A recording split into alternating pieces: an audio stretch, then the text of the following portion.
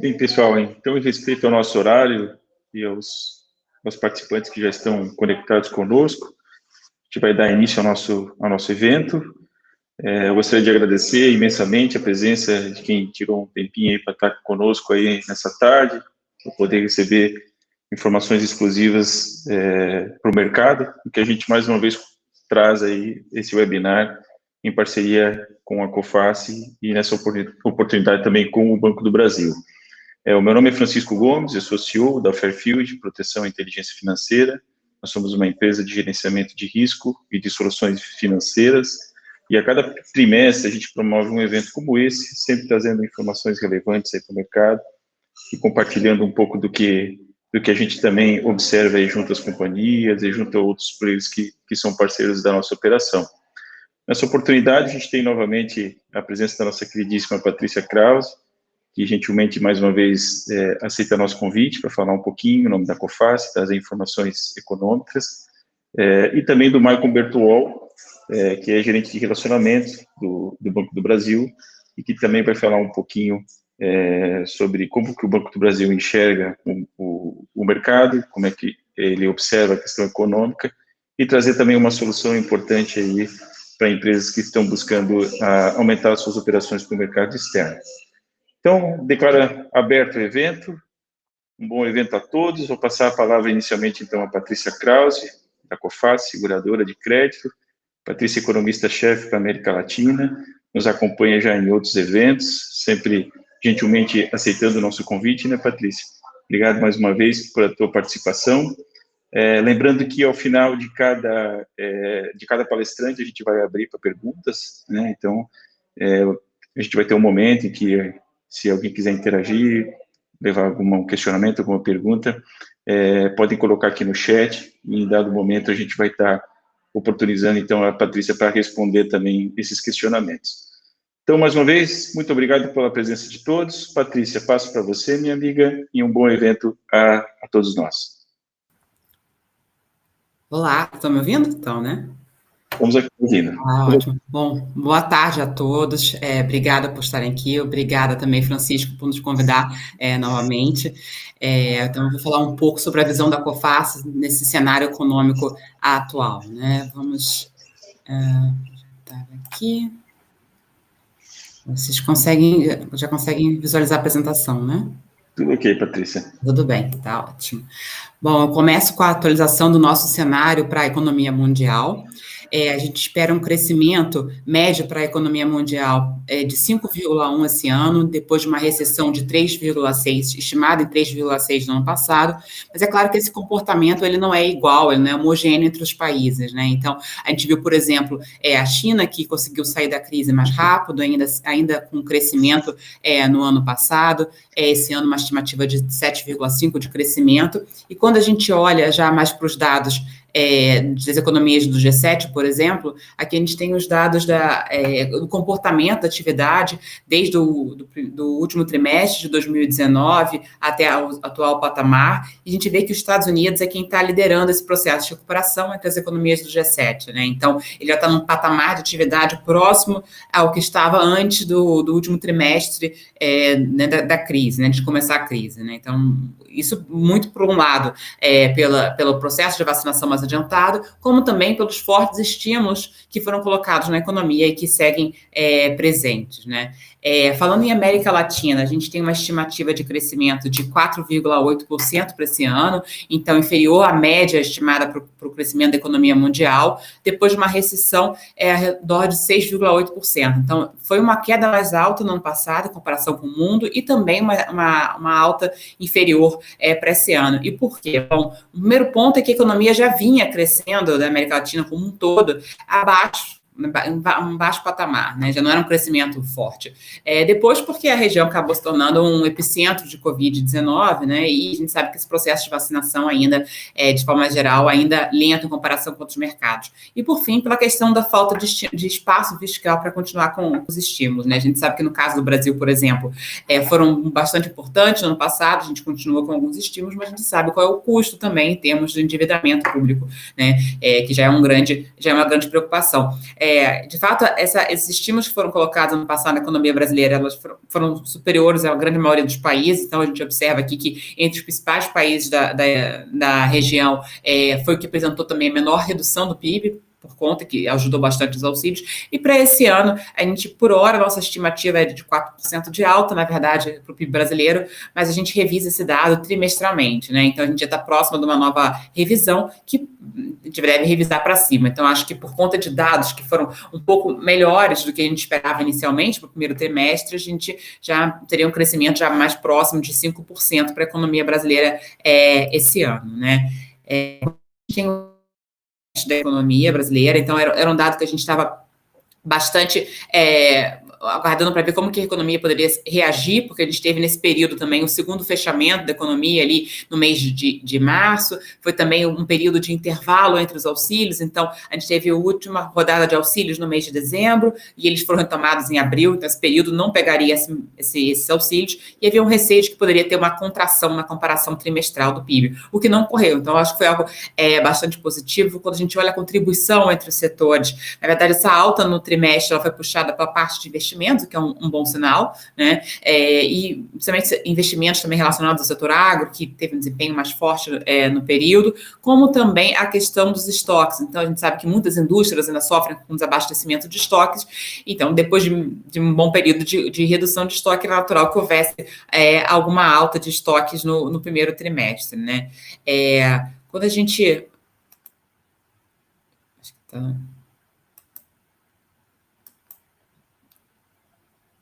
Agora foi. Quando a gente olha para os dados preliminares de atividade já para o segundo trimestre desse ano, a gente tem aqui os dados da indústria, do varejo de serviços e colocando numa base inicial de 100 em fevereiro de 2020, né, o patamar antes do efeito do Covid, né, o último mês antes do efeito. A gente observa que, claro que a gente teve alguma desaceleração por conta dos fechamentos e tudo, mas, de modo geral, o nível de atividade ali, bom, em maio a gente tem um dado da indústria, né, a gente mostra já bem próximo do patamar anterior, né, de fevereiro, antes do efeito da crise, assim como o dado de varejo já estava acima. Esse dado aqui pega até abril, mas hoje foi divulgado também o dado de maio, que mostrou um novo crescimento também no varejo no mês. Então, o varejo que está mais adiantado nesse processo e aí já acima desse patamar, e os serviços, como esperado, um pouco mais atrás, mas também numa recuperação boa, né? Um outro dado importante que também ganhou mais evidência também com a questão do Covid-19 são os dados de mobilidade, né? Porque a gente tem, claro que ele é considerado como um antecipador da atividade econômica, são dados que a gente tem acesso.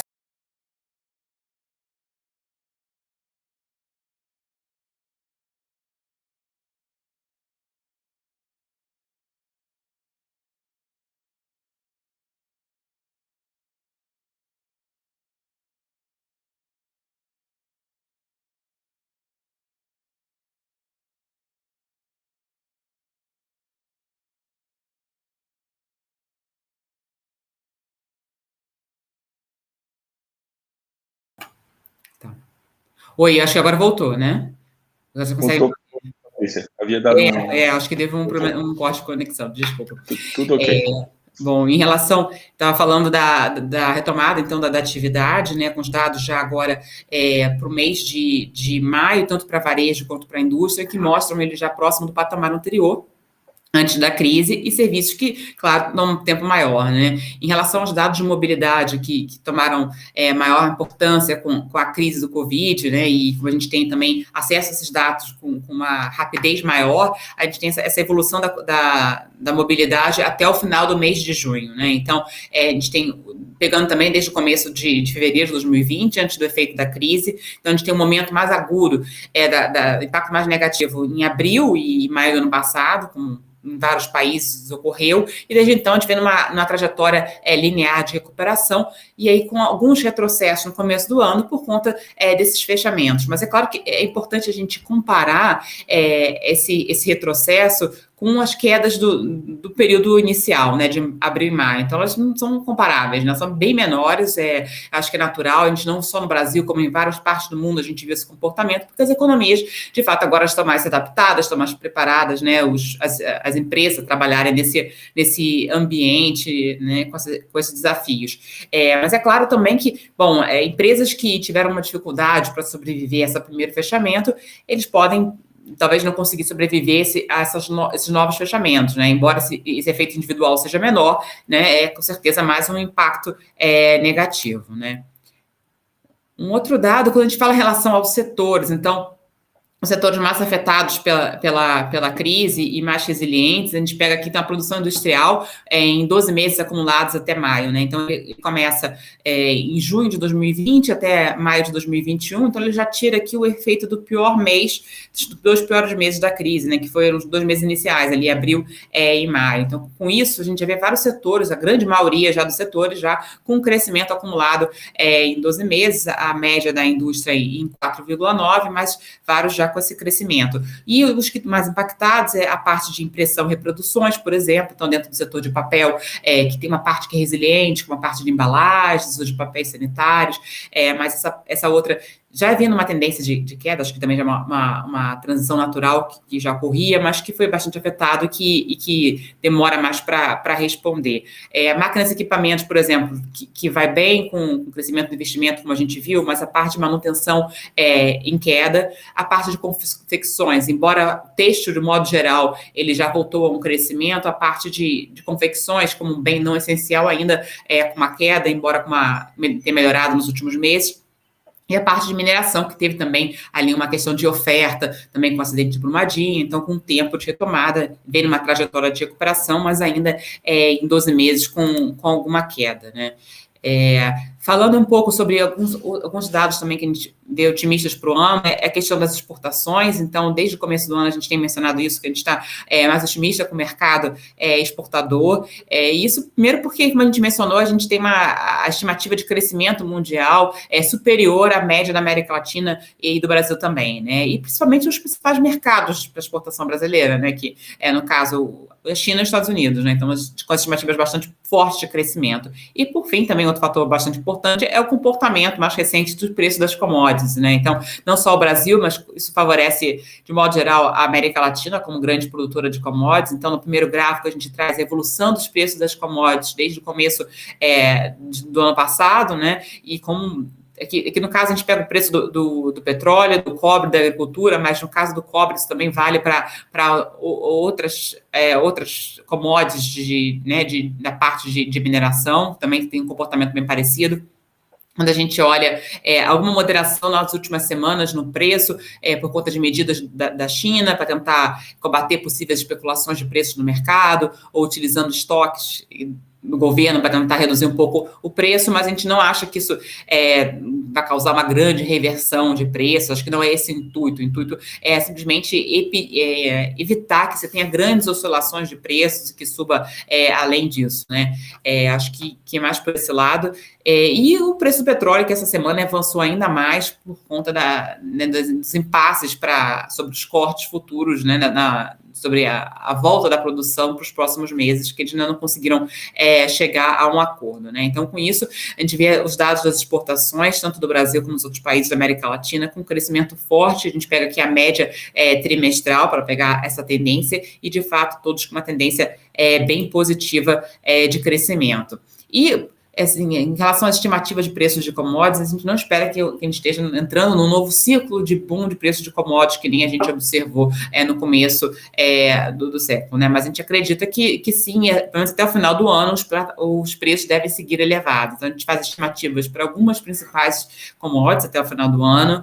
Em azul claro seria o nosso cenário inicial, né, cenário base de como que o preço deve evoluir até o final do ano. Em verde, um cenário mais otimista, e em laranja, mais negativo, né, mais pessimista. A gente pode observar que, de modo geral, a gente não espera nenhuma grande reversão. Um ponto que como eu mencionei, é a questão da China, que por mais que eles tenham colocado, mas essa preocupação com o preço não é com... A gente não entende que seja com o objetivo de puxar muitos preços para baixo. E, além disso, por conta dos fortes estímulos econômicos mundo afora, principalmente nos países desenvolvidos, e que também devem seguir presentes aí, pelo menos até o final do ano, e que ajuda também o preço das commodities, né?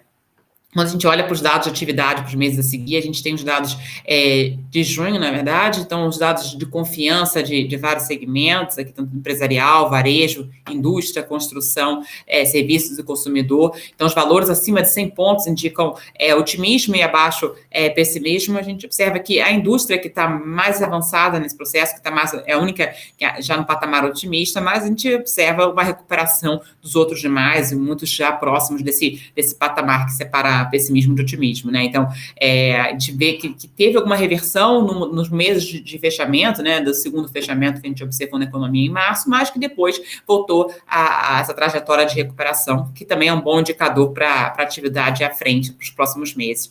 E de forma também bem parecida ao indicador o índice gerente de compras, né, a pesquisa PMI, onde os valores acima de 50 pontos indicam crescimento da atividade e abaixo contração da atividade. Então, tanto para a parte de manufatura como para a parte de serviços, eles vêm em crescimento, também tinham reportado essa queda, alguma desaceleração, mas voltou com dado positivo em junho, né, de crescimento. Bom, em relação aos riscos, né, a gente tem esse cenário que tem ajudado, que tem sido uma recuperação mais robusta do que a gente imaginava inicialmente, mas claro que a gente tem os riscos para a retomada, né? Então, o principal risco, claramente, é a questão do Covid-19. Então, na última semana, a gente teve alguns dados positivos, né? Claro que a gente está com uma média de novos casos, de mortes ainda bastante elevada, né? Mas tem uma moderação, uma queda de novos casos, então de 30%, de novas mortes, então de 20%, então algo, a gente espera que essa tendência continue, embora a gente saiba que temos novas variantes, então é aquela corrida para que a vacinação avance, para que a gente não entre de novos fechamentos e que não tenha uma piora da pandemia, né? Então, um indicador que a gente tem observado bastante também é o comportamento, a evolução da vacinação, né, nos países. Então, aqui a gente tem os principais países da América Latina. O Brasil, até o dia 1º de julho, tinha 13% da população totalmente vacinada, 23% parcialmente, né? Então, quando a gente olha o dado do Chile, que é o principal país, que é o país mais avançado no processo de vacinação, já tem mais de 60% da população com pelo menos uma dose da vacinação e ainda estão numa luta para conseguir diminuir os números, né? Começou a cair agora, mas demorou muito para começar a cair. Então, isso, e ainda está longe de estar controlada a situação. Então, isso dá para a gente uma ideia do que é difícil de dizer quando a gente poderia chegar a essa imunidade, né? Mas isso dá uma ideia de que, de fato, a gente precisa avançar com esse processo. Então, quando a gente olha para o segundo gráfico, que é o calendário de entrega de vacinas, né? A gente viu também os governos antecipando a agenda de vacinação. Então, a ideia é que a população acima de 18 anos estaria, pelo menos com a primeira dose das vacinas até o final do terceiro trimestre, então isso é algo positivo, né? Então, no último trimestre, a gente também não tem muita entrega de vacinas, então poderia, talvez, estender esse processo de vacinação para a população abaixo de 18 anos, ou também é uma discussão que ganha força no mundo, alguns países já começam com o processo de uma terceira dose, poderia ser necessário, né? Até porque a gente já tem pessoas que foram vacinadas no começo do ano bom, a gente tem essas novas variantes. Acho que isso também são informações, são dados, né, que vão ganhar forças nos próximos meses, né? Um outro risco, claramente, a questão hídrica também, que ganhou força nos últimos meses. Então, a gente ainda a gente tem uma dependência menor da questão das hidrelétricas em comparação com o que a gente tinha no racionamento de 2001, né? Agora a gente tem muito mais termoelétricas do que a gente tinha naquela época, além das energias renováveis, né? Mas esse custo das termoelétricas, agora que estão ligadas, é bem elevado, né? Então, a gente está com um patamar de chuvas bem baixo, principalmente no sudeste e centro-oeste, que é a principal região geradora de energia, e a preocupação, né? Então, a princípio, isso seria um efeito na inflação. A gente teve esse novo reajuste na bandeira vermelha, a gente sabe que isso vai ter um impacto sobre a inflação já elevada, mas com esse receio do que isso pode causar, bom, no caso de uma retomada mais forte de atividade no segundo semestre, se isso pode causar, em momentos de pico de consumo de energia, alguns cortes, alguns blackouts. Então, a gente vê informações de indústrias que já se preparam para um possível plano B, para tentar minimizar possíveis riscos, como também um governo com tratativas para que tenha uma medida para que evite picos de consumo, né, por parte da indústria, né? Com certeza isso é um outro risco importante para o cenário de retomada. Além disso, a questão do desabastecimento das cadeias de suprimentos, como eu tinha mencionado já anteriormente. Então, aqui a gente tem um indicador da Confederação Nacional das Indústrias sobre o estoque das empresas, né? Então, valores acima de 50 pontos indicam aumento e abaixo queda. E tem também em laranja o estoque efetivo pelo projetado, né? Então, o ideal da linha laranja seria que estivesse próximo de 50 pontos, né? Porque a empresa não quer ter um estoque abaixo do planejado, né? E nem um acima, né? Você não quer estar com um excesso de estoque. Então, a gente viu que no começo da crise, de fato, ela começa a cair bem rapidamente pelos fechamentos, um cenário bastante pessimista para a recuperação que havia naquele momento, mundo afora, e depois essa retomada mais gradual do que se esperava, né? No mês de abril, parecia que estava se aproximando ali do ideal, com alguma queda já, mas teve um retrocesso no mês de maio, segundo esse indicador. É claro que isso também pega a média do setor. Então, claro que você pode ter algumas mudanças dependendo do segmento da indústria, né? A gente sabe, por exemplo, que o setor automotivo ele é muito afetado, se não o mais afetado, pela questão dos semicondutores, né? Essa escassez de semicondutores de mundo afora, que não deve ser totalmente normalizada, aumenta até o final do ano, né? Então, se você tem essa dificuldade pelo desabastecimento, né? É claro que isso também acaba sendo compensado na questão do preço, né? Então, não só o que mais se fala é sobre a alta do IPCA, né, da inflação do consumidor, mas a gente também tem essa pressão sobre o preço dos produtores, os preços ao atacado. Então, aqui nesse segundo gráfico, a gente mostra isso, essa diferença também entre os indicadores, né? Então, no começo da crise, essa diferença era pequena, até porque colocada nessa proporção agora, ela parece pequena, né? Ela é até, de certa forma, relevante, mas essa diferença só foi aumentando ao longo dos meses, né? E nunca foi tão grande, né? Então, isso é uma preocupação, né, de fato, porque até onde que vai essa diferença, né? No último mês, mostrou algum sinal de redução ali, o preço ao produtor, mas a gente vê que o preço do petróleo, por exemplo, voltou a subir desde então. A gente tem um câmbio que voltou a mexer novamente com uma tendência de depreciação. Então, com certeza, a inflação segue como uma preocupação aí no cenário, né? Já falando do IPCA em si, né, da inflação ao consumidor, no começo, esse indicador, essa alta do IPCA era muito por conta do preço dos alimentos, né? Não só porque ele se mostrou resiliente mundo afora, né? Como também pelos estímulos colocados que ajudaram as famílias, alguns governos estrangeiros que colocaram também algumas barreiras para exportação, com medo de desabastecimento, por exemplo. Tudo isso acabou afetando o preço dos alimentos. Mas depois a gente começou a ver o IPCA também sendo pressionado pela questão dos preços administrados, com a retomada dos preços dos combustíveis, e agora a questão do preço da eletricidade, né? E com isso as estimativas para a Selic, né, também subindo, né? Então, atualmente, pelo Boletim Focus do Banco Central, né, com a opinião de mercado, a perspectiva é que ela cerre o ano em 6,5%, a Selic cerre em 6,5% e chegando a 6,75% no ano que vem. Ainda não, com certeza, no mínimo 6,5% para esse ano, né? Mas acho que poderia até ser um pouco maior, podendo chegar até 7,25%, né? Se o Banco Central mantivesse ritmo de alta de 0,75% para as próximas 4 reuniões que ainda restam até o final do ano, com isso a taxa de juros chegaria ao final do ano em 7,25%, né? Então, isso é uma possibilidade, até porque na última reunião eles subiram 0,75%, mas chegaram a falar sobre uma alta de 1%, né? Um outro fator, eu diria que o principal fator para influenciando a taxa de juros Selic é a questão da inflação local, mas um fator adicional a esse é a questão da taxa de juros também nos Estados Unidos, né?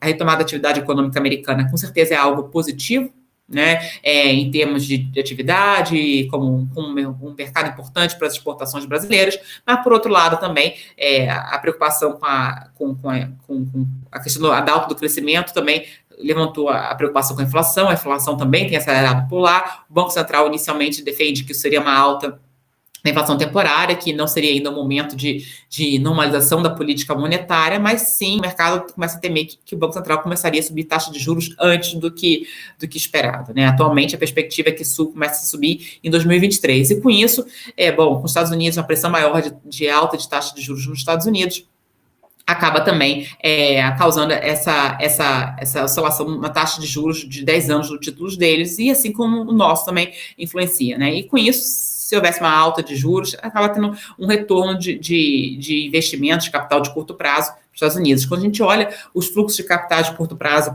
no Brasil nos últimos meses, isso por hora não mostra nenhuma preocupação, segue bastante saudável, com uma alta até de uma entrada de fluxo de mercado estrangeiro para o Brasil nos últimos meses. A gente teve uma queda, como a gente vê no segundo gráfico, nos meses de março e de abril do ano passado, mas como o mundo afora isso ocorreu, porque foi quando teve o começo, quando foi declarado em março a Covid-19 como uma pandemia, né? Mas depois disso continuou com um comportamento benigno. Em relação à taxa de câmbio e o CDS de 5 anos, né, como uma proxy do risco Brasil, a gente viu nos últimos tempos uma evolução positiva, na verdade, né, mas desde a última semana a gente voltou alguma correção, então o câmbio que estava ali em torno de 5,20 começou a cair por conta da alta de Selic, da atividade econômica mais forte do que esperado, mas conforme a gente começou a ter ruídos políticos na última semana, o câmbio começou a depreciar novamente, voltando aí ao patamar de 5,20, né?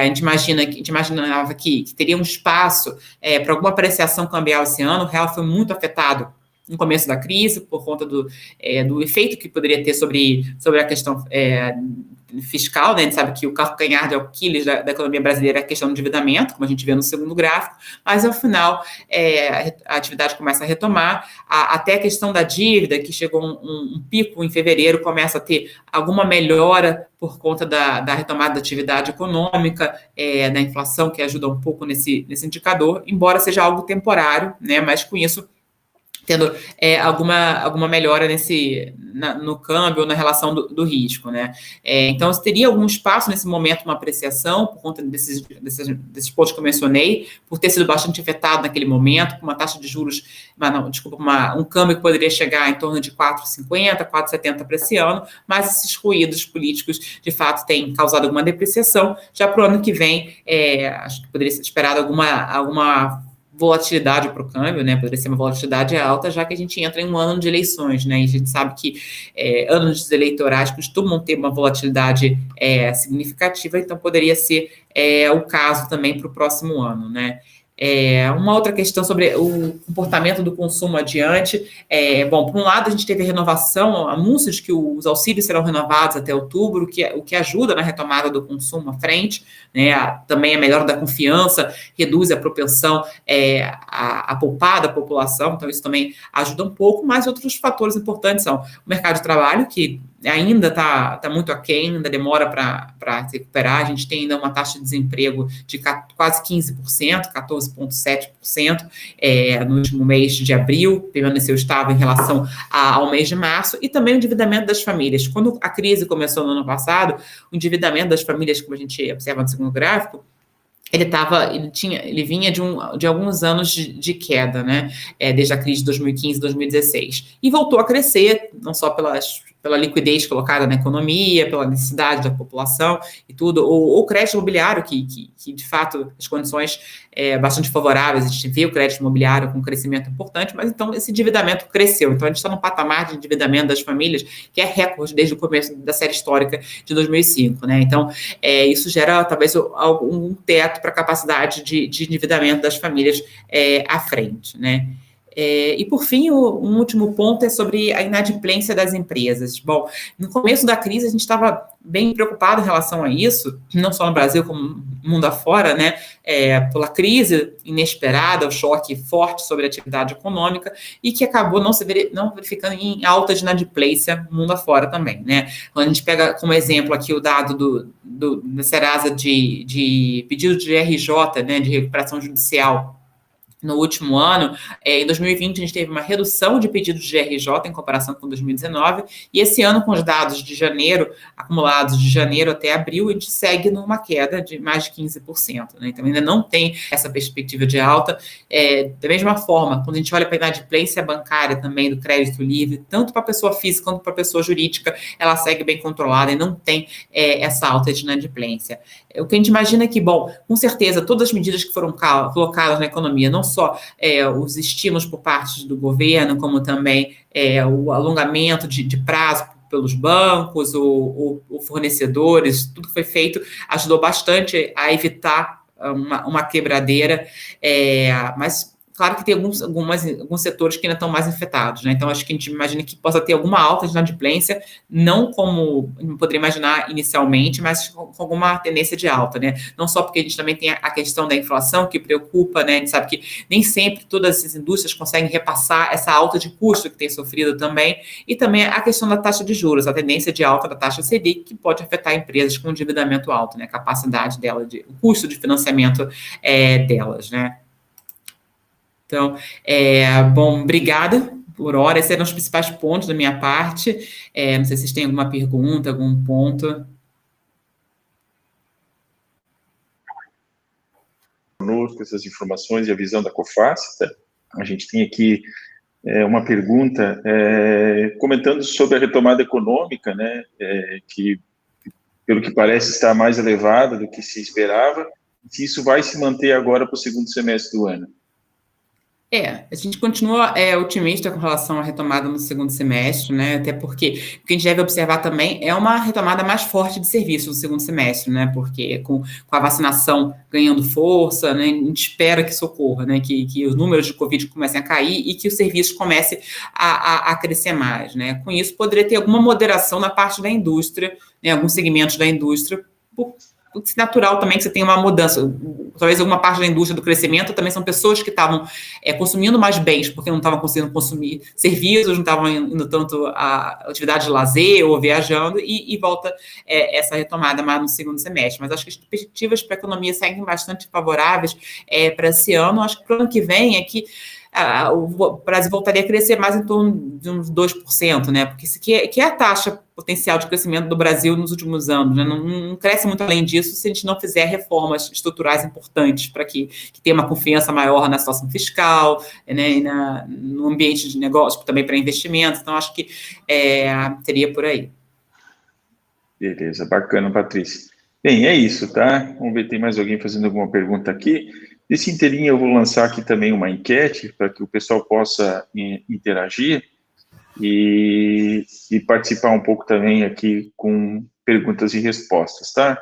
Então, a gente está lançando aí uma enquete para o pessoal poder responder, são 5 perguntas, né?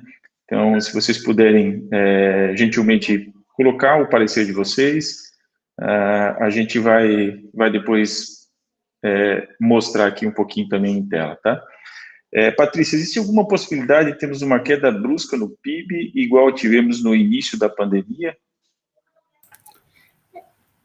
Não, a gente não acredita nesse cenário, né? Porque, de fato, pela questão do Covid, mesmo que a gente tenha uma nova alta de casos, que a gente espera que não ocorra, mas pode ocorrer por conta das variantes, né?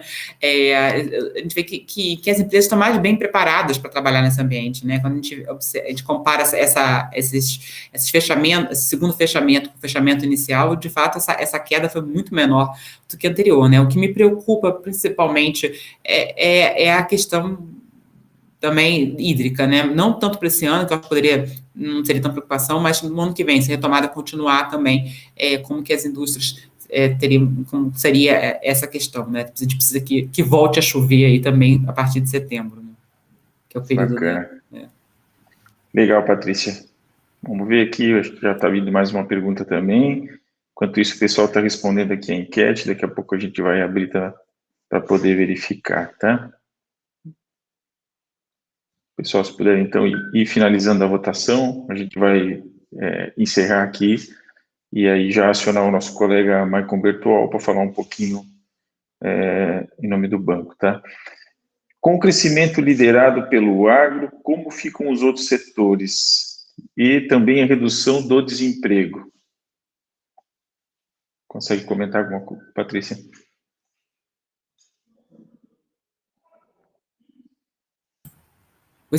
Oi, desculpa, deu um corte aqui. Você pode repetir para mim, por favor? Vamos lá. Com o crescimento liderado pelo agronegócio, né, como ficam os outros setores, né, se eles vão acompanhar, provavelmente, ou não, né, e a redução do desemprego. Como que vocês estão vendo isso? Então, os outros setores, a gente observa que vários setores também vêm nessa retomada, né, como aqueles dados que eu estava mostrando, em 12 meses, muitas indústrias já reverteram a queda, né, e seguem nessa trajetória de recuperação, e o desemprego, de fato, tomado mais um tempo de retomada, né? A gente observa que, de fato, a taxa de desemprego ainda continua elevada, não tem uma recuperação tão forte, e acho que ficaria mais para o ano que vem, né? Acho que vai tomar mais tempo para que a gente volte ao patamar de desemprego que a gente tinha antes da crise. Tá certo, maravilha, obrigado.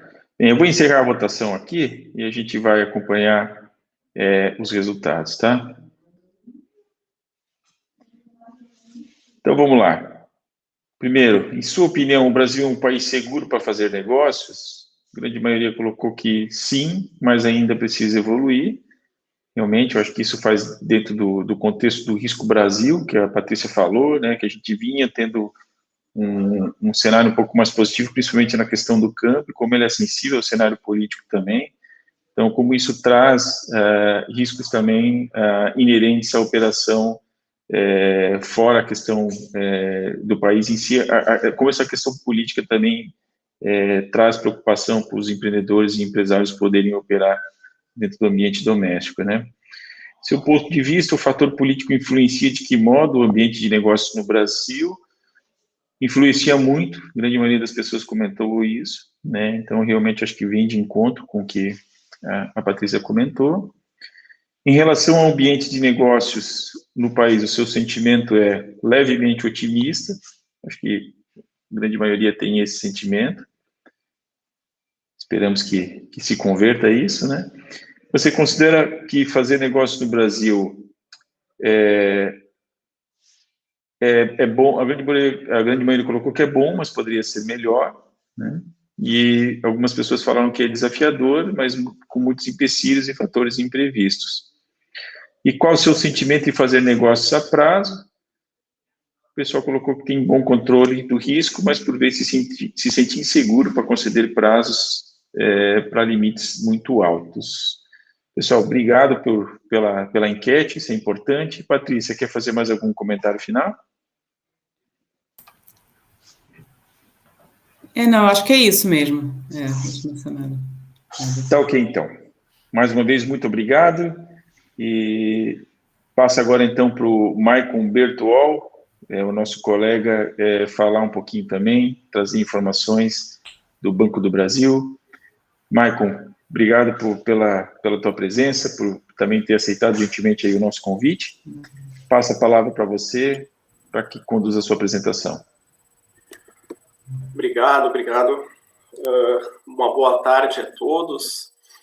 Obrigado pelo tempo, pela disposição em separar um pouquinho aí do final do dia de vocês, do final do trabalho, para escutar um pouco a gente aqui e se atualizar um pouco sobre as perspectivas econômicas aí nas palavras da COFACE, que entende muito bem, não só de Brasil, mas de mundo, né? E eu vou tentar passar aqui um pouco sobre um programa muito bom dos nossos exportadores, um programa que, aliado à COFACE, as seguradoras de crédito, né, pode dar um ganho de competitividade muito grande para as nossas empresas exportadoras e que pode ajudar aí a gente a ganhar mercado externo, né, o dólar alto ainda, né, seja 5, 5,50, 4,50, ainda é um dólar que traz muita competitividade para o nosso exportador brasileiro, né, para o nosso produto, e aí acaba compensando ali um pouco do nosso custo Brasil, e aliado a soluções como seguro de crédito ou outras garantias internacionais, né, que vêm mitigar um pouco desse risco da enquete que fizemos há pouco sobre as vendas a prazo, e programas de financiamento como o ProEx, né, a exportação, sem dúvida podem e auxiliam muito nossos clientes, os nossos exportadores aí no mercado externo. Tá? Então, eu vou falar sobre o ProEx, Programa de Financiamento das Exportações. É um programa que visa dar competitividade na comercialização de produtos de produção nacional, aí, ou de maior, né, que tenha lá a participação no produto, maior parte de produto e renda nacional.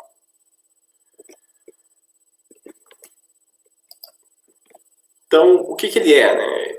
Primeiro, ele é um programa do governo, é um incentivo que o governo faz, o recurso é do governo federal, recurso do orçamento da União, né, recurso dos impostos que a gente paga, onde o governo busca igualar as condições de competitividade daquelas praticadas no mercado internacional, igualar também para o nosso exportador brasileiro. É um pouco naquela lógica, né, de na exportação não ter tributação, né, na exportação ter benefícios como adiantamento de contrato de câmbio, ACC e outras linhas de financiamento com recursos mais baratos que são captados lá fora. Então, o governo já, desde a década de 90, já criou o PROEX, o Programa de Financiamento e Exportação, para incentivar o quê? Que o nosso exportador, que nossas empresas brasileiras pudessem produzir mercadoria, vender e dar prazo para os importadores. Tá? Mas que o nosso exportador não tenha que arcar com todo esse custo e risco, né, de esperar até o pagamento dessa operação. Então, o que o governo faz? Ele antecipa, mais ou menos como se ele descontasse a venda a prazo que o nosso exportador faz. Tá? A grosso modo é isso. Nossa empresa brasileira, exportadora, vende, dá um prazo de 180 dias para o importador pagar. Então, o importador vai ter prazo para pagar, então já é um ganho de competitividade, né? Muitas vezes um diferencial comparado a outros concorrentes, e aí concorrentes no mundo inteiro. Mas o exportador ele não vai esperar, ele não vai precisar aguardar os 180 dias para receber esse pagamento. Ele, em a questão de alguns dias depois, feito um trâmite burocrático, operacional, ele já vai receber esse recurso adiantado pelo governo federal, pelo PROEX, a um custo muito barato. Tá? Então, é um programa do governo, é recurso do governo, é recurso do orçamento da União, e por isso que nós vamos ver mais para frente que ele também tem um custo muito mais baixo. Tá? Então, uma compra a prazo para o importador e uma venda à vista para o exportador. Tudo o que as duas partes querem e desejam. Como é recurso do orçamento da União, né, como existe uma limitação disso, né, não é finito o recurso do orçamento, o recurso do governo, e também todo ano, quando o Congresso vota, a presidência promulga o orçamento, existe um determinado valor disponível para o programa, para o PROEX Financiamento. Para que não fosse desleal, né, ou que grandes empresas não acabassem consumindo todo este orçamento, o governo, então o programa, ele delimita o faturamento máximo das empresas que podem se beneficiar com o PROEX. Então, atualmente, a gente está em 600 milhões de reais por ano. Então, empresas que faturem até 600 milhões de reais por ano podem utilizar o PROEX para financiar suas vendas a prazo. Empresas que têm um faturamento superior a isso não podem. E ele se vê pelo lado do CNPJ, né? Não por grupo, como o BNDES olha. Então, aqui, o CNPJ da empresa fatura até 600 milhões de reais, entre matriz e filiais, pode utilizar o PROEX. O governo busca, né, com o PROEX, incentivar a produção nacional. Então, por isso, ele requer, né, um índice de nacionalização, ou seja, que exista produto, conteúdo, renda nacional de pelo menos 60% no produto que está sendo exportado. E como é recurso da União, também o exportador ele tem que estar regular junto à Receita, junto à FGTS, INSS e tudo mais. Então, para ele se habilitar a utilizar o programa e ter uma operação desembolsada, ele precisa estar regular, né, ou seja, ter uma certidão negativa ou positiva com efeito de negativo.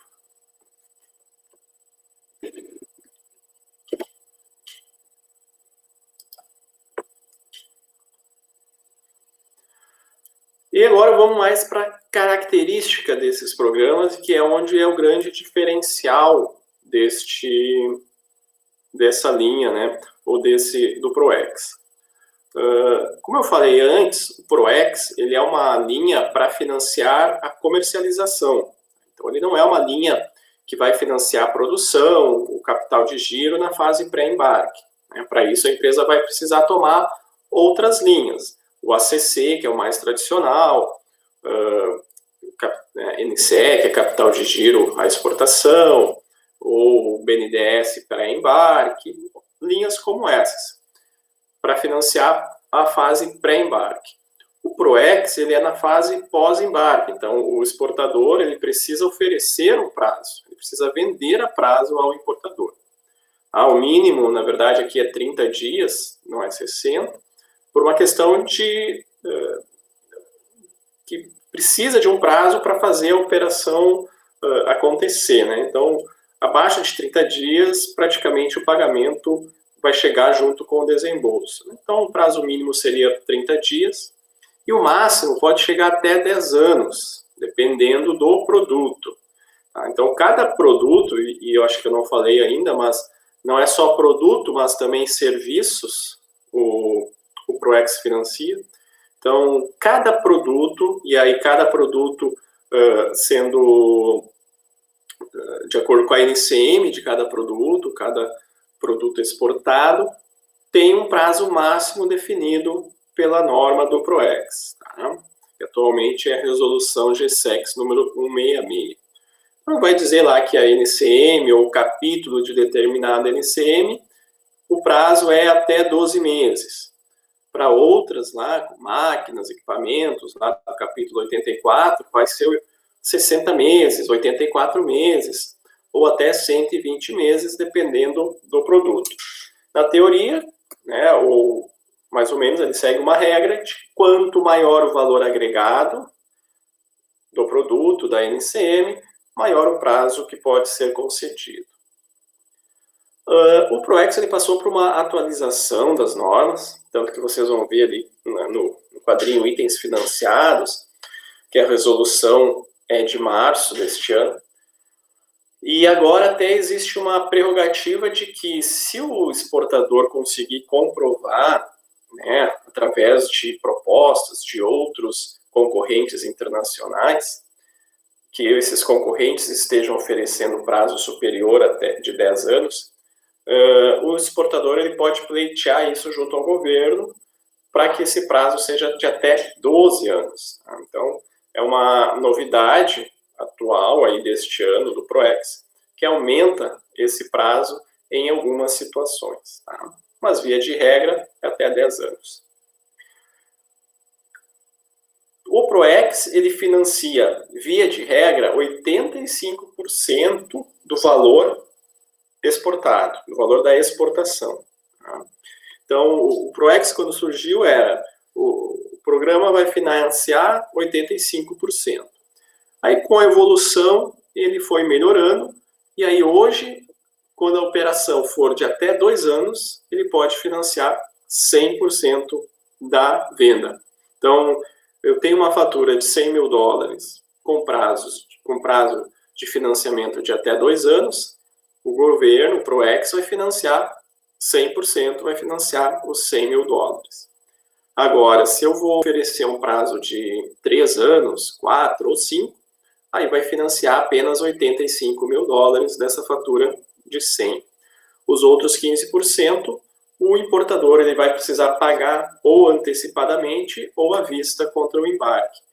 Os 15% eles precisam estar pagos e comprovados esse pagamento antes do desembolso da operação de ProEx, antes que o governo antecipe o recurso da exportação ao exportador. E quais são os produtos, né? Quais são as mercadorias, quais são os serviços que o ProEx financia? Vai estar lá nessa resolução GSEX, número 166, de 23 de março deste ano.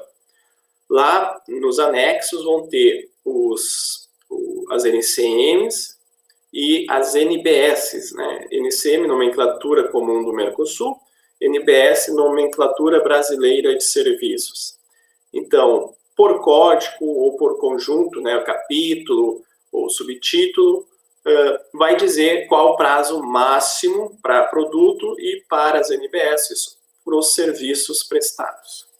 Então, para a empresa poder ter um balizamento de quanto que pode oferecer para os seus clientes lá fora.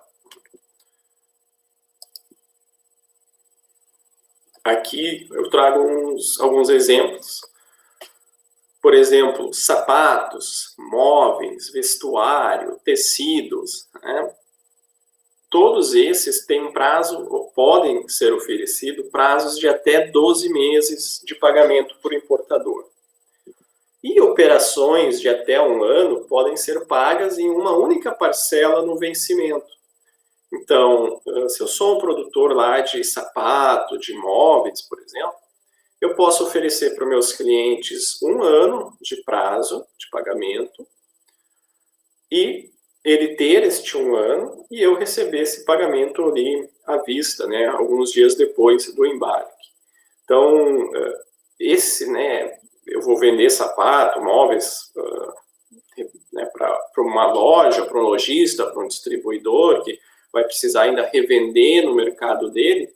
Então, com isso, eu ajudo não só a ele, importador, né, ter prazo para pagar, mas como até eventualmente ele poder dar prazo para a sua venda final lá no seu país. Então, o distribuidor que tenha 12 meses para pagar o exportador, ele recebe lá, digamos, em 30 ou 40 dias a mercadoria. Ele leva mais 30 dias para colocar essa mercadoria no mercado. Então, arredondando aí 90 dias, se passou desde o embarque. Ele pode ainda dar 90, 120 dias de prazo de pagamento para os seus clientes finais, que ele ainda não precisará ter pago a importação que ele fez. Então, o PROEX ele acaba ajudando toda a cadeia de comercialização do produto, né? Isso sem falar, claro, no comprador final, né? Carnes e miudezas, até 6 meses. Madeira, né? Seja tábua, seja madeira de reflorestamento, né? Tudo que entrar no capítulo 44, até 12 meses. Plásticos, até 6. Máquinas e aparelhos, em geral, é até 5 anos de prazo de financiamento. Eu botei aqui um exemplo de serviços de engenharia, né, até 36 meses de prazo para financiar o serviço de engenharia, construção de obra civil e tudo mais lá no exterior. Tá?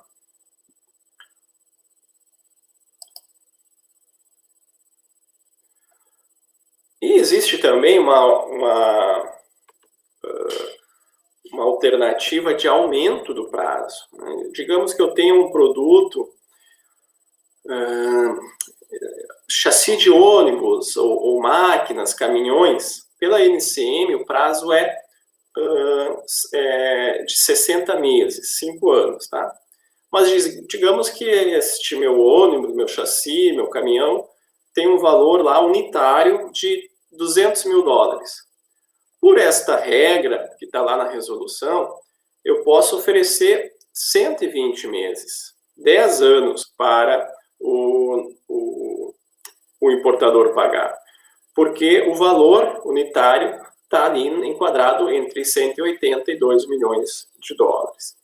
E aí também aqui surge a figura do acima de 2 milhões de dólares, que pode ir até 144 meses, né? Então, 12 anos poderia se chegar nesse tipo de financiamento. Então, passou de 2 milhões de dólares o valor unitário do bem exportado, ou se eu conseguir comprovar ou mostrar que eu estou participando, eu tenho concorrentes com condição melhor do que 10 anos, eu também posso pleitear os 12 anos de prazo de financiamento, certo?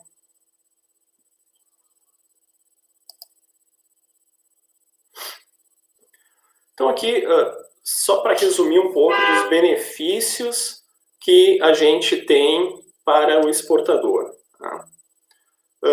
Primeiro, possibilidade de ampliação e diversificação do mercado, porque aí eu entro com ofertas diferentes, eu entro com, como eu falo para os clientes que eu atendo, né? Você vai participar de uma feira, tu já vai participar dessa feira sabendo que tu pode oferecer, né? Se eu vendo móveis ou se eu vendo calçados, eu já posso oferecer até 12 meses de prazo de pagamento para eles. Tá?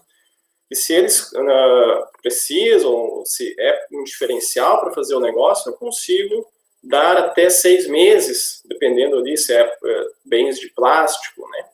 Ou até mais, dependendo do que for. Então, eu consigo ampliar e diversificar meu mercado, conquistando novos mercados que talvez o prazo é fundamental para entrar neste mercado. O exportador recebe à vista uma venda realizada a prazo. Então, aquilo que eu comentei antes, né? O importador paga a prazo, o exportador recebe à vista. Não impacta o limite de crédito do cliente. Então, essa não é uma operação que precisa ter limite de crédito. O Banco do Brasil, o funding, né, o recurso, ele não vem do Banco do Brasil. Ele vem, como eu falei, do governo. O Banco do Brasil ele só atua como um agente executor do programa, né, até pela capilaridade, pelo alcance do banco, né, das agências, do atendimento, ele atua organizando, divulgando e fazendo a operação acontecer, em nome do governo. Então, não ocupa limite de crédito, não há tarifas, não há comissões nenhuma a se pagar, certo? E como eu falei antes, né, a gente tem as opções de financiamento pré-embarque, e a mais famosa delas é o ACC, e a gente pode encadear, como, né, a gente fala, o PROEX a esse ACC. Então, o PROEX é um financiamento pós-embarque, e eu preciso de um financiamento de capital de giro na fase pré-embarque, eu posso tomar um ACC e quando o desembolso do PROEX acontecer, eu liquido o ACC com o desembolso do PROEX. Então, eu faço um encadeamento entre a linha pré-embarque, o ACC, uma linha comercial, de banco comercial, com o PROEX. E o financiamento é com taxas de juros praticadas no mercado internacional. Até o início desse ano, até a atualização das normas, a gente utilizava a taxa LIBOR.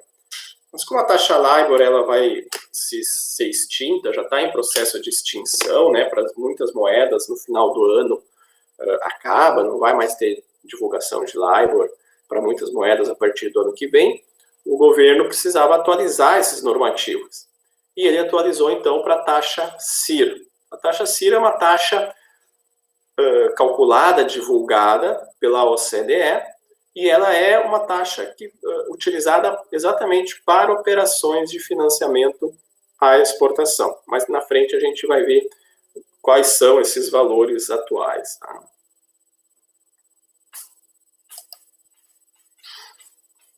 Na verdade, aqui já está.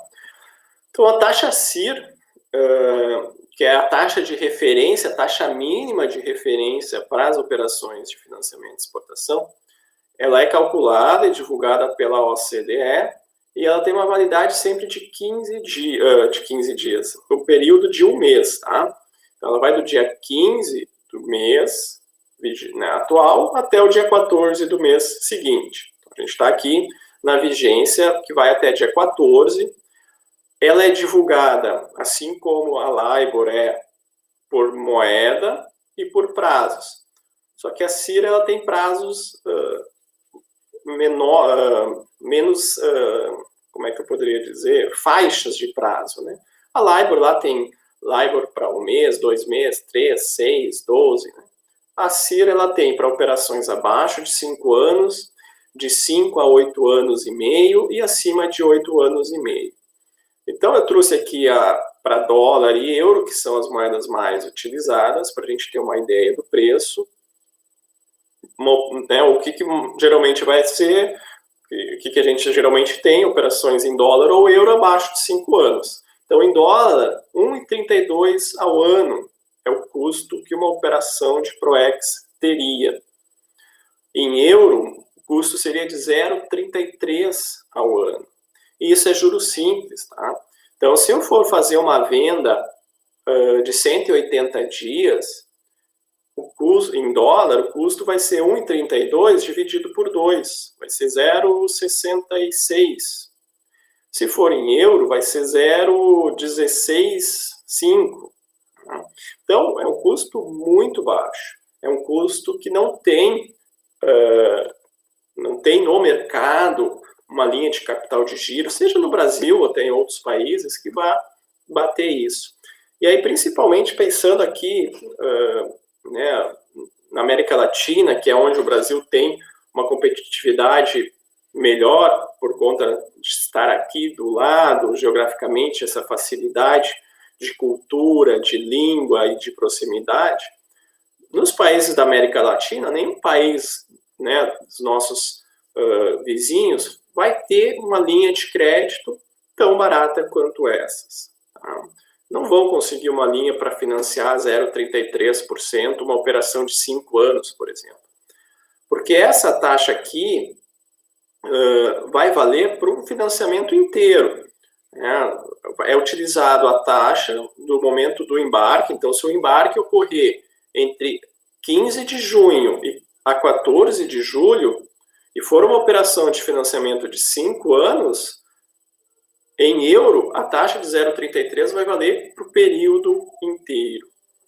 Então, não tem nada mais barato, nada mais, do ponto de vista de previsibilidade, para quem vai pagar, melhor do que isso. Importante, o PROEX, via de regra, ele é feito para ser pago pelo importador em parcelas trimestrais ou semestrais, de principal mais juros.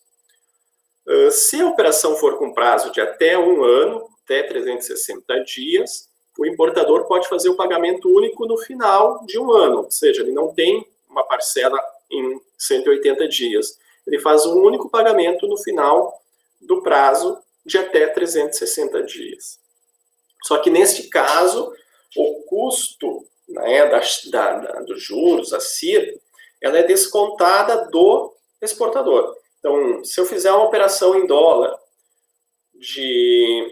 com prazo de 360 dias, eu, exportador, vou receber descontado 1,32 ao ano, ou 0,33 se for euro. Tá?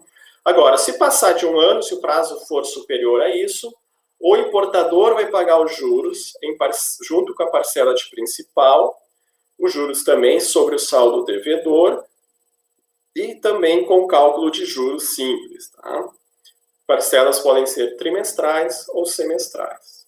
Então, neste caso, o exportador ele vai receber o desembolso total, vai receber 100% do valor.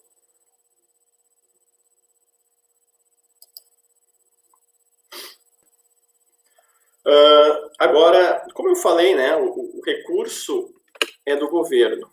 Então, o governo ele quer que a empresa, que o produto tenha 60% de produção nacional, ele exige que a empresa, o exportador, esteja em dia com as suas obrigações tributárias, FGTS, e ele exige uma garantia que dê segurança a ele de que esse recurso vai voltar no vencimento.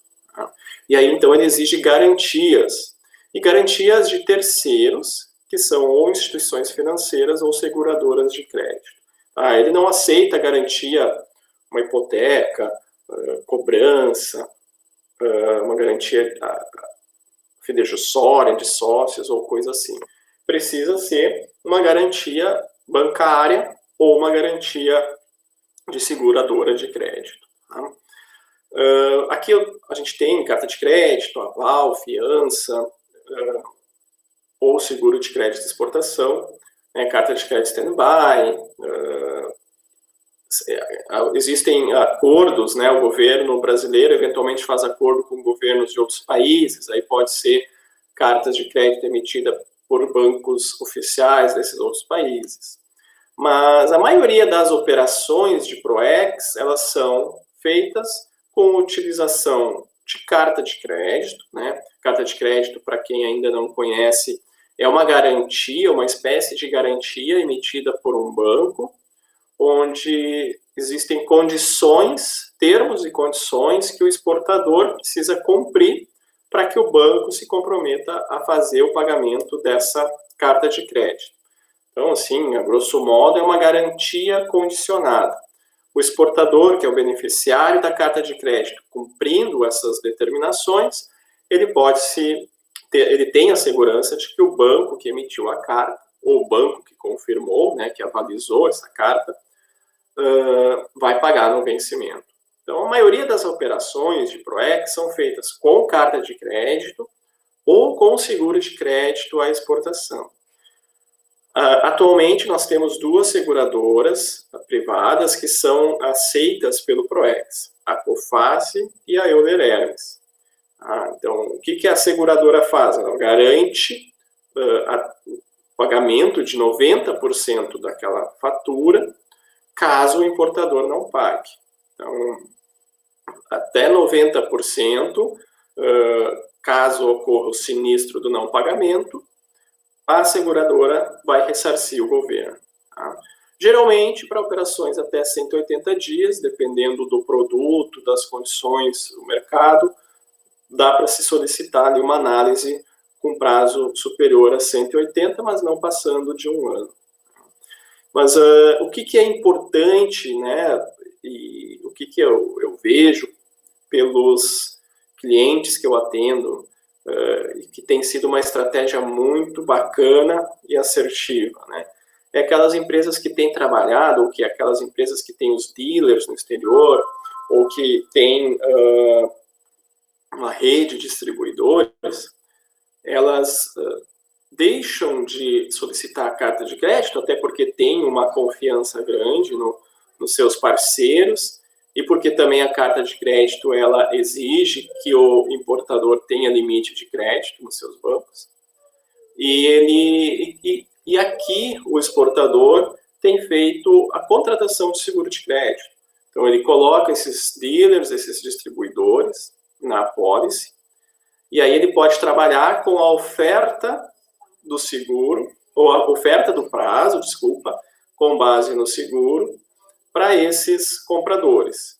E aí esses compradores, então, compram a prazo, o exportador tem o seguro aqui, primeiro para ter a segurança, né, de que algo aconteça, ele pode acionar o seguro, mas, segundo, para poder utilizar aqui o PROEX. Então, ele antecipa o recurso, aí, ao custo que a gente viu antes, um custo muito baixo, né? Ele tem o pagamento do prêmio da apólice do seguro, mas isso ele pode, eventualmente, negociar, diluir nas vendas que ele faz para esses dealers. Então, eu tenho reparado e tenho percebido bastante ganhos nesse tipo de operação. E outra vantagem é que a cada novo cliente, né, ou a cada potencial cliente que apareça, você pode solicitar a inclusão lá dentro do seguro. Porque também, muitas vezes, para os compradores, principalmente aqui na América Latina, se torna muito caro a emissão de uma carta de crédito. Caro pelo custo ou pelas garantias, contra-garantias que são exigidas pelo banco emissor, e até mesmo pela competição de limite de crédito, né? Porque a empresa precisa precisa utilizar o seu limite de crédito para abrir uma carta de crédito e acabar deixando de tomar, de repente, alguma outra linha de giro que ele também precisa para a sua operação. E, por fim, eu quero só mostrar um pouco aqui o fluxo operacional para mostrar como é muito simples fazer uma operação de PROEX. Não é nada complexo, não tem nada demais numa operação de PROEX. Claro, existem muitas dificuldades, principalmente quanto a garantias, né, muitas vezes, mas não é difícil fazer a operação acontecer. Tá? Então, eu sou exportador, eu nunca fiz ProEx, eu estou conhecendo hoje, o que eu preciso saber e como eu preciso começar, né? Primeiro, enquadrar a NCM, primeiro passo, né? Qual é a minha mercadoria e qual é a nomenclatura para minha mercadoria que eu estou exportando. E aí, tendo isso, confirmar qual o prazo que eu posso oferecer. São móveis. Então, eu posso oferecer até 12 meses de prazo de pagamento. Com base nisso, eu vou negociar com o importador. Eu vou negociar o prazo. Eu posso oferecer 12, mas talvez não seja interessante oferecer 12 de saída. Eu vou oferecer 120, 180 dias. Vou ver se ele consegue emitir uma carta de crédito. Se ele não consegue, aí eu posso reunir mais importadores e apresentar para as seguradoras de crédito e fazer uma cotação de um seguro de crédito para essas operações, para esses importadores ou potenciais importadores. Então, digamos que o meu importador, lá no Chile, vai emitir uma carta de crédito. Ok, beleza. Então, ele vai emitir uma carta de crédito, eu vou fazer uma venda a 180 dias. Então, com essas informações, qual vai ser a garantia, qual vai ser o prazo, mercadoria, valores e condições, eu vou encaminhar o registro do LPCO. O LPCO é uma licença prévia que é feito lá no Siscomex, onde vai ser colocado todos os dados da operação para que o banco faça uma análise para ver se tudo está dentro das normas. Por exemplo, o prazo. Se o prazo está dentro dos 12 meses que a NCM permite, sim ou não. Se a garantia é uma carta de crédito emitida por um banco que tem análise de crédito já previamente feita, sim ou não. E todas essas condicionantes. Com o LPCO aprovado, significa, ou aprovado ou deferido, significa que a operação, dentro daquelas condições que estão ali, elas estão aptas, estão aprovadas para fazer o ProEx.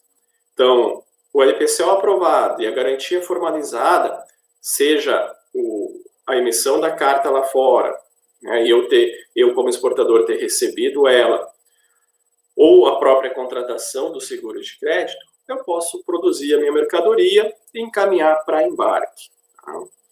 Aí, vou registrar a DUI da mesma maneira que eu faço uma exportação comum, só que eu vou ter que botar duas informações a mais lá. Uma informação que essa é uma operação de ProEx, e eu vou, ao informar que é uma operação de ProEx, eu vou ter que botar o número daquele LPCO que a gente aprovou ali no item 4. Então, a DUI registrada, encaminho o embarque da mercadoria e entrego os documentos ao banco. Seja para negociar a carta de crédito, ou seja para que esses documentos sejam enviados em cobrança documentária, caso a garantia seja segura. Sempre os documentos vão ter que transitar via banco aqui. A gente manda daqui para o banco emissor da carta de crédito, lá fora, ou para o banco cobrador, no exterior.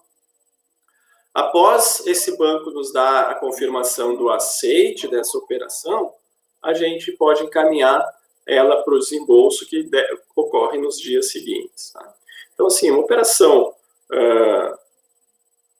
de ProEx, assim, a gente pode dizer que em 15, 20 dias, as coisas, os documentos sendo apresentados após o embarque, nós enviando esses documentos para o banqueiro lá no exterior, tudo dando ok, tudo dando certo, em 15, 20 dias, a gente consegue encaminhar o desembolso dessa operação.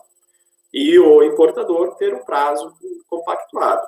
Nosso exemplo aqui, 180 dias, por exemplo, para fazer esse pagamento. Então, é um processo simples, não tem nada demais, não tem nada de difícil de ser feito. A única coisa diferente que tem que ter é um LPCO, então é encaminhar esse LPCO antes do embarque, para que seja aprovado, analisado, de acordo com o que foi negociado com o importador. E aí dá condições da gente ter uma competitividade na exportação, ter um diferencial em relação aos concorrentes muito grande. Então, esse era o ProEx. Eu espero que eu possa ter esclarecido para quem já tinha ouvido falar, ou posso ter me feito entender para quem escutou a primeira vez. O importante é que vocês saibam que existe este programa, que existe essa alternativa para as exportações das suas empresas, dos seus clientes, se vocês são assessoria ou de quem for, e que o Banco do Brasil está aqui à disposição para apoiar, explicar, sentar, debater, conversar e achar as melhores soluções possíveis para a empresa, para o caso de vocês. Só não deixem de pensar, né, se vocês são exportadores, se vocês trabalham com alguma empresa exportadora, não deixem de pensar nessa alternativa e em buscar, pelo menos, se aprofundar um pouco mais para ver se dá para enquadrar no negócio de vocês ou não. Já vi muito caso de cliente, não, mas eu recebo antecipado, eu recebo à vista. Sim, recebe, mas daqui a pouco um importador vai começar a pedir prazo. Ele quer 30, ele quer 60, quer 90 dias.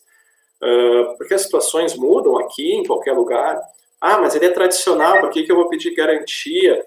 Sim, mas ele é tradicional, ele tem negócios com a gente há muito tempo, mas só que a gente nunca sabe o que pode acontecer lá na frente, né? E em muitos casos aqui, o importador nem vai saber que tu está usando o Proex aqui. Né? Tu faz uma cobrança só lá, ele aceita o saque e deu. Ele nem sabe que vocês aqui estão adiantando este recurso. Então, falem com o banco, busquem o banco, busquem o assessoramento. Eu sou gerente de relacionamento internacional aqui em Porto Alegre, mas a gente tem em Santa Catarina, Paraná, todo o Brasil aí, mais de 100 pessoas com a mesma função que eu, que é dar todo o apoio para isso, tá? Todo o apoio para a gente debater e tentar achar a melhor solução para a empresa de vocês. Maravilha, Maicon. Parabéns pela explicação. Foi muito importante a gente poder entender um pouco melhor o mecanismo de funcionamento do Proex, essa linha subsidiada tão importante que muitas vezes acaba não sendo utilizada pelas empresas e que foi criado justamente para poder estimular aí o exportador brasileiro. Uma taxa baixíssima, né? Então, extremamente atrativo. Uma operação, como tu comentou, que de fato não é complexa, basta seguir, logicamente, alguns parâmetros, mas nada é impossível de se fazer. E pode ser uma importante ferramenta para que as empresas possam utilizar essas linhas para antecipar seus recebíveis e ter mais competitividade no mercado internacional. Nós aqui da Fairfield, nós fizemos muitas subscrições de apólices de seguro de crédito no mercado externo, já contemplando no clausulado das apólices também o Proex. Então, as empresas que queiram utilizar, além do mecanismo da proteção dos seus recebíveis pelo seguro de crédito, antecipar também esses valores na apólice. Então, todo o clausulado já é confeccionado e preparado para esse tipo de operação. E a gente vem recebendo muitas demandas, muitas consultas nesse sentido, e por isso que te convidamos aí para participar com toda a expertise que tu tem, para esclarecer um pouco mais e detalhar um pouco mais essa operação. A gente separou algumas perguntas aqui, eu vou te passar, tá, Maicon? Certo. Vou também colocar um questionário, como foi feito inicialmente aí com a Patrícia em tela, o pessoal aí interagindo. Bem, a primeira pergunta Maicon, possui um valor mínimo para a operação? Não tem valor mínimo, não tem valor máximo. Claro que o valor máximo acaba ficando vinculado àquele faturamento dos 600 milhões de reais, né? Mas claro, não tem distinção de valor, tá? A única distinção que existe em valores é faturamento da empresa não pode passar de 600 milhões de reais. $1 a minha venda? Pode colocar no Proex, não tem problema nenhum. Perfeito, maravilha. Quando acontece o desembolso ou pagamento ao cliente, é a partir da emissão do BL, do invoice? Em que momento aqui? O prazo de financiamento, né, quando a gente falar em 180 dias de prazo, o prazo de financiamento ele sempre vai ser em relação ao embarque. Então, 180 dias do embarque. Como tem esse trâmite da documentação, a própria transportadora te entregar o BL, vocês entregar os documentos ao banco para negociar a carta ou enviar eles em cobrança, chegar lá no banco no exterior e ele dar o ok, vai lá 15, 20 dias, por exemplo. Então, dos 180 dias, o financiamento ele já não vai mais ser por 180 dias ao exportador, ele vai ser por 160. Então, o importador continua tendo 180 dias para pagar, mas o financiamento, né, como é juros simples, aquele 1,32, vai ser feito o cálculo para 160 dias. Então, relativo a 160 dias é que vai ser descontado do valor antecipado no desembolso ao exportador. Perfeito. E uma vez pronta a documentação, ou pronto todo o processo, esse desembolso ele é feito semanal, mensal, diário? Diário, todo dia, tá? Então, foi os documentos lá para fora, recebemos o aceite, tá? Nesse meio tempo, o banco vai disponibilizar 2 documentos para o exportador assinar, que é a cessão de crédito, onde o exportador ele cede o crédito do eventual sinistro para a União, né? Então, ele cede a carta de crédito, né, o direito da carta de crédito para a União, e uma declaração de compromisso, que é um documento mais formal, onde a empresa, né, declara que não usa a mão de obra escrava, mão de obra infantil, essas questões um pouco mais regulamentares. Nesse meio tempo, esses documentos também são disponibilizados para a empresa nos devolvendo esses documentos assinados e vindo o aceite do exterior, no dia seguinte a gente já consegue fazer o desembolso da operação. Então, todo dia tem desembolso de PROEX, tem desembolso acontecendo. E aí, antes desse desembolso, se a empresa tem a CC, ela vai nos solicitar, eu quero liquidar uma CC no Banco do Brasil ou em outros bancos, porque também é possível isso, pode ser liquidada a CC em qualquer banco no Brasil. Perfeito.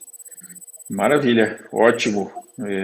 Realmente uma linha incrível, né? Sim. Disponível para grande faixa de empresas que querem efetivar as suas exportações e com total disponibilidade aí para que a gente possa, tanto nós aqui do nosso lado da Fairfield, se o cliente queira, já tem relacionamento com o banco e direto ao banco, ou através, né, Patrícia, da própria Coface, também interagir com a Coface. Então, acho que realmente é um mecanismo incrível, muito interessante e que muitas vezes fica esquecido, né? Fica em segundo plano e que cabe a nós que interagimos com esse público, interagimos com o mercado também fazer essa divulgação. Então, esse é o intuito nosso dos webinars que a gente sempre promove, de ser sempre informativo, de levar informação, de compartilhar da nossa expertise nesse sentido, porque às vezes é isso que falta, né? Falta Sim. receber essa informação, falta aguçar, falta atiçar o empreendedor a entender que existem alternativas para ele poder operar de forma alavancada aí no mercado internacional com o apoio de um player importante como é o Banco do Brasil. Então, aqui e que não é complexo, né? E que não é complexo. É acessível. Eu tenho um cliente que ano passado, depois de muito conversar, ele fechou um seguro de crédito com um limite máximo lá de indenização de 2,5 milhões, alguma coisa assim, deu meio ano, ele já aumentou para 3,5 milhões, porque ele já estava usando tudo, né? Renovou esse ano com 3,5 milhões ou 4, porque depois que o negócio engrena, e não é difícil engrenar, a empresa exportadora e o próprio importador vê o benefício e não larga mais. Maravilha.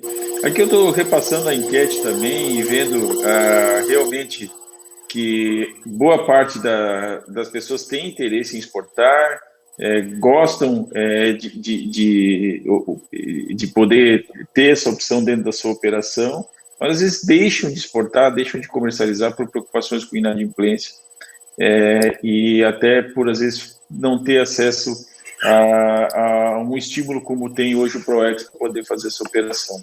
Então, acho que isso é importante, a gente, mais uma vez, promover esse tipo de informação. Quero, mais uma vez, parabenizar vocês, Patrícia, mais uma vez, obrigado pela tua sempre gentileza em participar. Michael, foi um prazer estar contigo aí, receber informações do lado do Banco do Brasil também, compartilhar a tua expertise com o ProEx, e espero que a gente possa em breve voltar a se encontrar num novo webinar, ou quem sabe, passado essa pandemia, a gente possa até fazer um evento presencial, para que a gente possa estar junto e mais uma vez, compartilhar um pouco da expertise aí para os nossos clientes e amigos.